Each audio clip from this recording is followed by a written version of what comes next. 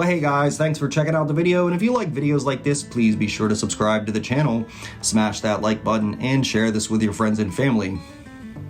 And as always, remember to get out there and explore. Hey guys, and welcome to the channel. Today's video is going to be about Fort Cumberland, Western Maryland, and Thomas Cresap. So come on in and let's check it out. Fort Cumberland was built in 1754.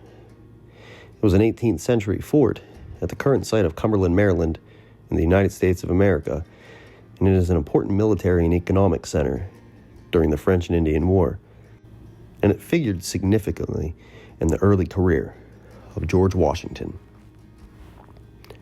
At the current location of Cumberland, Maryland, a crude frontier fort was constructed at the confluence of Wills Creek in the Potomac River in fall of 1754 by troops of the Maryland militia under the command of Captain John Dagworthy and under the overall command of Colonel James Innes, the commander-in-chief of the Continental Forces at the time. A few years earlier, Thomas Cresap had established a trading post nearby and hired Native Americans, including the local chief Nemacolin, to blaze a shorter path across the Allegheny Mountains to Redstone Creek on the Monongahela River, which became known as Nemacolin's Path. Initially named Fort Mount Pleasant, it was renamed Fort Cumberland in 1755. Fort Cumberland figured predominantly in the French and Indian War in 1755 when it became a rally point for the British forces under command of General Braddock. The wood palisade fort is now gone, and occupying the site is the existing Emmanuel Episcopal Church, but the old fort tunnels still remain underneath. Hey everybody, it's Steve from Exploring the American Frontier, and we are here at the old site of Fort Cumberland down in Maryland, and looks like a lot of these things is a trending that some of these forts are being turned into churches. So this fort once marked the westernmost outpost of the British Empire in America and was the jumping-off point for General Braddock's disastrous expedition against the French at Fort Duquesne in present-day Pittsburgh, Pennsylvania. When Braddock was killed, a young officer of Virginia militia, George Washington led the troops back to Fort Cumberland. At the fort, Washington clashed with Captain Dagworthy over the issue of military rank and which colonel officer should be in command. Washington was a major in the Virginia militia, outranking the Maryland captain, but Dagworthy countered that because he also held a royal commission as a captain in the provincial troops, he automatically outranked any colonel militia officer. Fort Cumberland was a supply center of basic provisions such as flour, salt, and lead for the Western Department of the Continental Army during the American Revolutionary War. The fort also served as a prisoner of war camp for British prisoners from about 1778 until the end of the war. This is an American Revolution bicentennial project to permanently record the history of one of the city of Cumberland's most historic sites, Fort Cumberland. The beautiful interpretive plaques tell the story, and the attractive white rocks mark the boundaries of the fort, according to Will Loudermilk's History of Cumberland. While persons learn, they will also enjoy walking in the wonderful outdoors of Cumberland. This was truly a cooperative project for the entire area, and credit for accomplishment should be extended to the city of Cumberland, Allegheny County, the city, the county, and the state bicentennial commissions, the State Economic and Community Development Commission, Emmanuel Episcopal Church, First Church of Christ Scientists, Masonic Temple, and the many, many individuals who gave their time and efforts and work. Where the road began.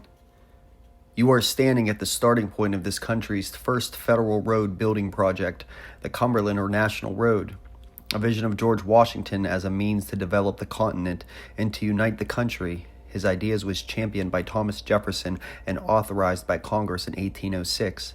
Actual construction work began in the summer of 1811. The adjacent monument was erected to commemorate the 2011 bicentennial of the start of the construction on the road at the 0-mile marker that you will find in the traffic island in the intersection before you. The flags surrounding the monument represent each state that the road traversed in the original U.S. flag of 1811.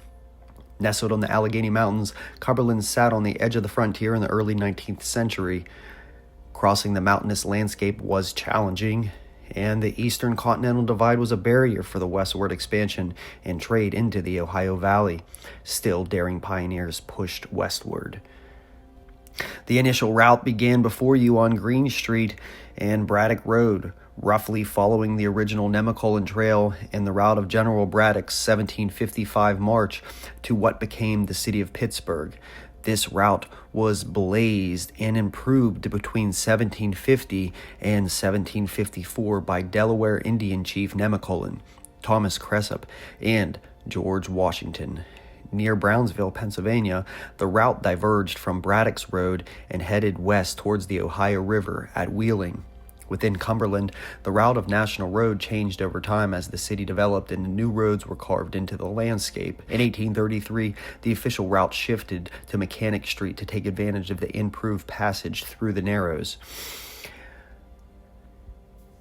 Easily first among the several through highways running west from the Atlantic seaboard and ranking with the Santa Fe and Oregon trails of the far west is the National Road, which, though completed as a government project only from Cumberland, Maryland to Wheeling, then Virginia, now West Virginia, was connected up to the older pikes from Baltimore, Fredericks, and Hagerstown, and subsequently with the newer lines west to the Ohio River, making for all time the shortest and the most natural way for road travel from tidewater at the Chesapeake Bay to the junction of the Mississippi and Missouri rivers at St. Louis, Missouri. Not a thought so great would be the prize.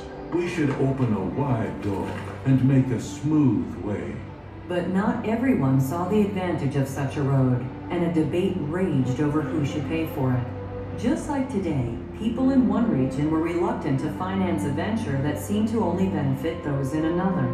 Even the founding fathers, such as James Monroe, debated whether it should be the states or the federal government that funded projects like the road. My idea is that Congress has an unlimited power to raise money, and that it has power to spend on common defense and on issues of national, but not local benefit.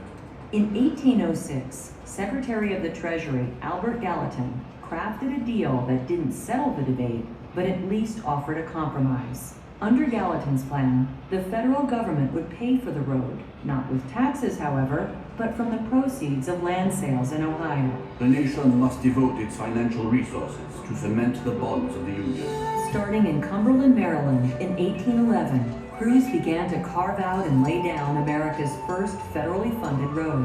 By 1818, they reached Wheeling on the banks of the Ohio River at a cost of $13,000 per mile.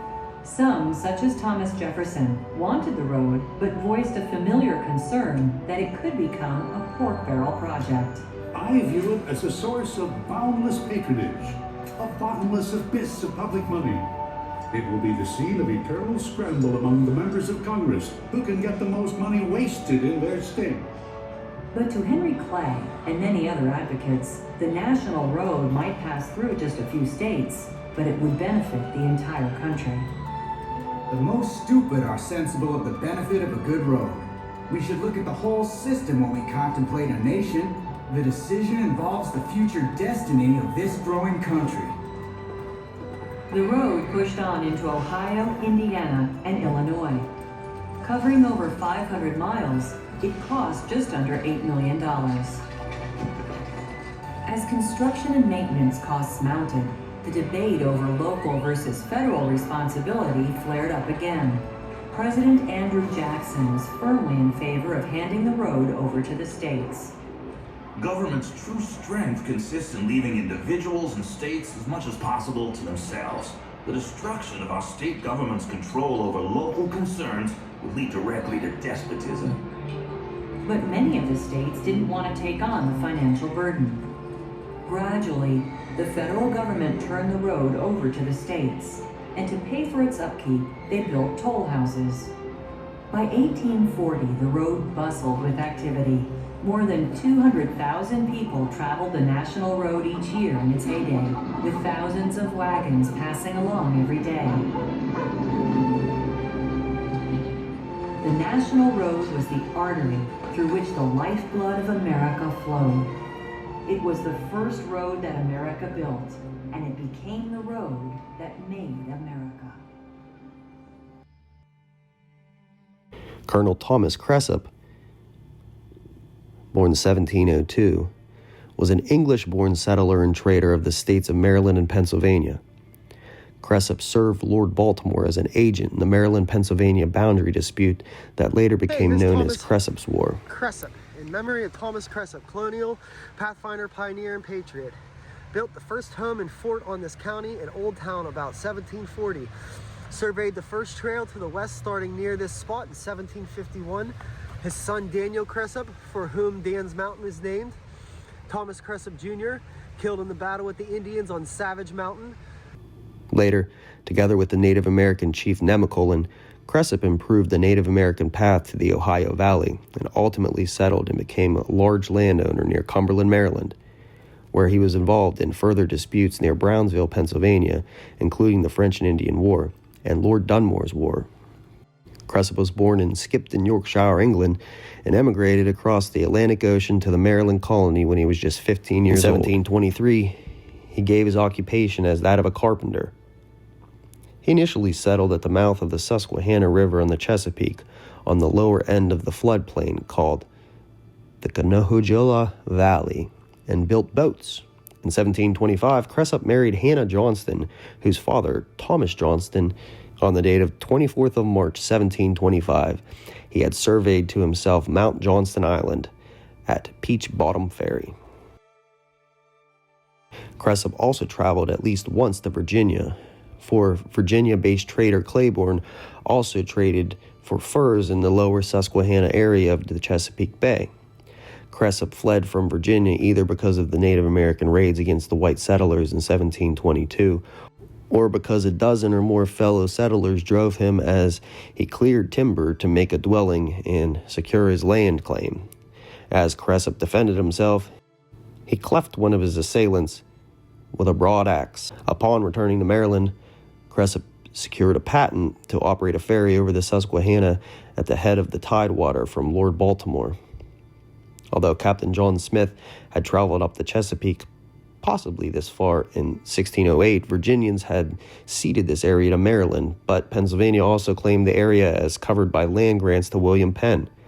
Cresap had little formal education, but became a land surveyor and was great service to Lord Baltimore in extending the western boundary of Maryland from the source of the south branch of the Potomac due north, thus adding at least 1/3 more territory to Maryland. Cresap came to Monongahela Valley in March of 1730 and built a block house on the banks of the river 3.5 miles away to today's Wrightsville, near the site of Labier's Mill. Because of bloodshed during Cresap's War, King George II issued an edict forcing a settlement of the Maryland-Pennsylvania border boundary dispute against the claims by Lord Baltimore. Cresap was held a villain in Pennsylvania and something of a hero in Maryland, which has municipalities named after him. In 1735, he took a Maryland patent for a group of islands near Blue Rock Ferry called the Isle of Promise. After many attempts to capture Cresap, Pennsylvania Sheriff Samuel Smith and 24 armed men finally captured him on the 25th of November, 1736, as his wife stood by him and fought by his side. By this time, the Cresaps had at least 2 and perhaps 3 children, the eldest being about 9 years of age. While Pennsylvania's imprisoned Cresap, his wife and children lived with his cousin Daniel Lowe in Grist Valley, Cruz Creek, near Codorus. Upon his release circa 1738, Cresap again moved beyond the frontier, this time along the Potomac River watershed. He patented about 2,000 acres of land in Maryland along the Antietam Creek, where Cresap established a store and Indian trading post.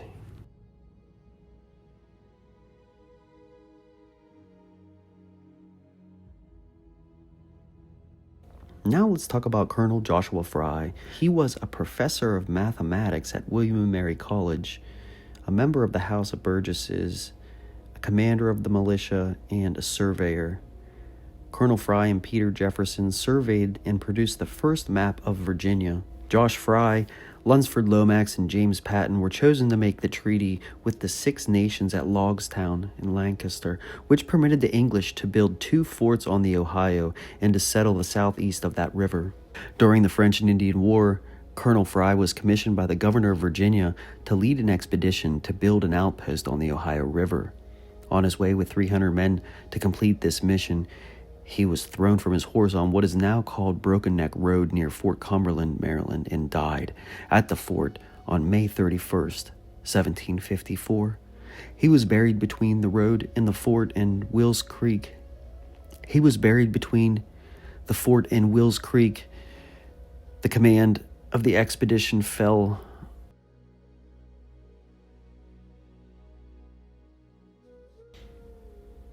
The command of the expedition then fell to the young 22-year-old George Washington.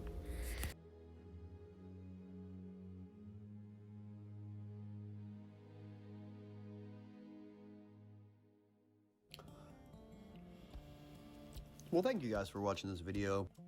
Get out there and get down to Fort Cumberland and check out some of the scenery on this epic trail, cutting through Maryland, Pennsylvania, and Virginia, and on your way, check out many of the different national park sites that you'll see along the highway journey.